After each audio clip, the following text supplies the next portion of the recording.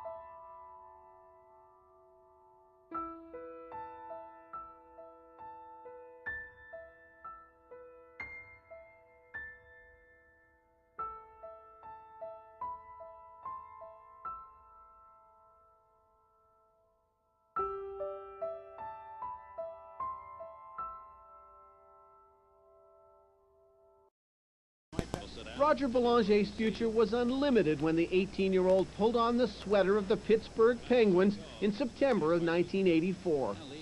Chosen with the great Mario Lemieux to take the worst team in the NHL to a Stanley Cup, the first-round draft choice was a hard-shooting, hard-skating prospect. But 5 years later, Belanger's boyhood dream of being a rich, successful NHL star lay in tatters. 3 back operations had rendered him unable to work, let alone play hockey. Belanger was broken financially and emotionally by his nightmare. Today he feels abandoned by the Penguins, his agent Don Meehan, and his union. Everything revolved around hockey, and now everything is away from hockey, and I can't skate, I can't do anything now, so it's basically out of my life. Belanger traces the onset of back pain to one date. It was a team scrimmage on September the 26th, 1984. Belanger got his first warning of back trouble the day after he was slammed into the boards. He told team trainers he felt a sharp pain in his lower back. Ultrasound therapy was tried, but when the pain persisted, a lumbar spine CT scan was done. The report, sent to Penguins team doctor Charles Stone in September of 1984, revealed that Belanger had 2 bulging discs in his lower back. The condition of those discs, it said, may be of some clinical significance in view of the patient's young age. If clinically warranted, further studies appear to be appropriate. The Belangers say no one bothered to inform them of the diagnosis. It was 5 years before they finally learned what the diagnosis had been in 1984. While Don Meehan wouldn't talk about the Belanger case with CBC, his letters to the Belangers indicate he didn't learn of the original injury or the CT scan until 1989. But the Belangers insist Meehan knew about the continuing back problems and never requested any medical information on Belanger's back from the Penguins, even when he underwent surgery at 87.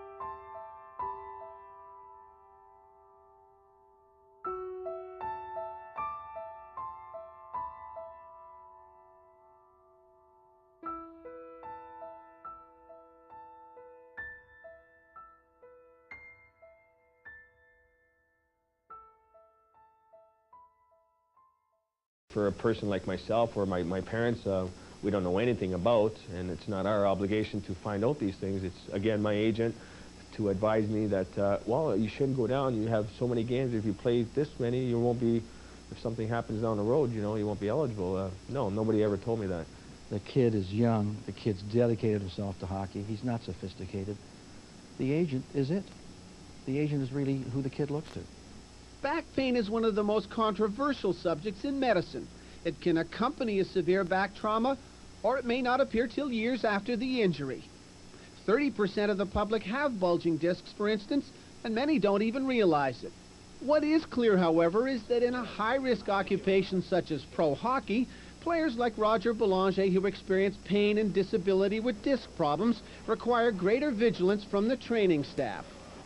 But after Belanger reported the onset of his back pain, the Penguins simply held him out of the first 2 games of the 1984 and 85 season.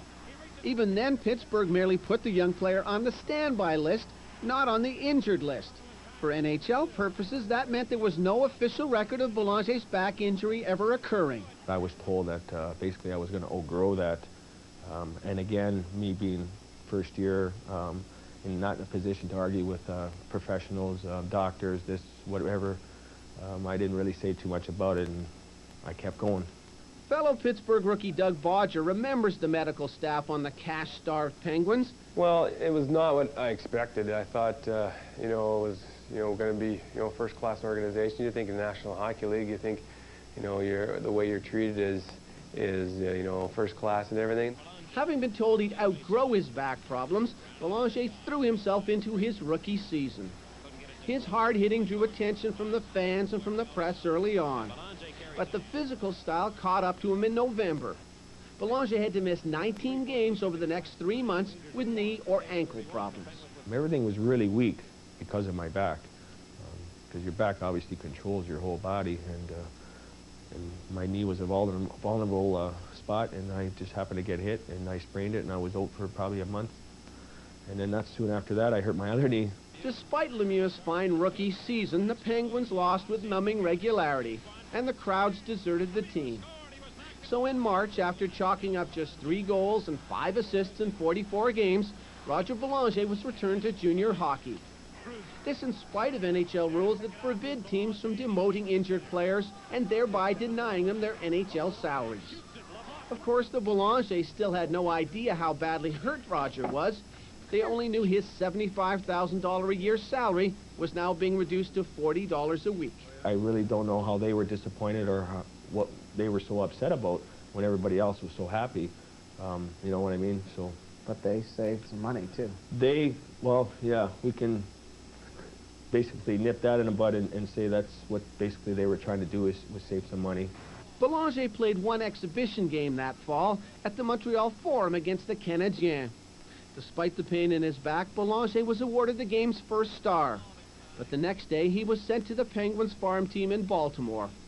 Belanger never wore an NHL sweater again and never collected the bulk of his contract negotiated by Don Meehan. It's just like he kind of fell off the earth. That the team wouldn't, we said, "Where's Roger?" And they said, "No, we don't know where he is." And so it was kind of pretty much hidden in the back door. By the time he returned home to Welland following his 3rd pro season, however, it was clear Belanger's back pain was getting worse. The back problems had reached a critical stage. This time they would have to believe him about the pain he was enduring. And I was walking like a 90-year-old gentleman, and I was crouched over 90 degrees and couldn't do anything. And at that time, my dad and I just said, enough's enough. We got to get some help here. Doctors told the Belangers the only solution for Roger's disc problem was an operation. In a memo, the Penguins trainer Steve Thomas admitted to club officials that the damage in Roger's back stems from an original injury which occurred on September 26, 1984. The Penguins then paid for the operation on Belanger's back. You could try to get a second opinion. Did your agent suggest perhaps a second opinion? I didn't know I had an agent at that time. Again, I'm not hearing from him. That's basically why my dad and I just picked up and did it ourselves. You're saying that to be a guy who would go out and get a second opinion would be considered a disturbance? Oh, my God. That would be unheard of. Are you kidding? I could never go out. And not when I was playing. I couldn't go out and get a second opinion. That never happened. In April of 1987, doctors in Pittsburgh removed most of the disc-injured back in 1984. Belanger says he was assured he wouldn't need further surgery for at least 5 years. The Penguins then sent him home for the summer to rehab on his own without a special rehab program. All the while, they left him available to any club that would shell out $35,000. There were no takers for Roger Belanger. But surgery and the summer were not enough to save his career or his dreams. By September, Roger Belanger would be under the knife for a second time in 5 months. Within a year, his career would be over.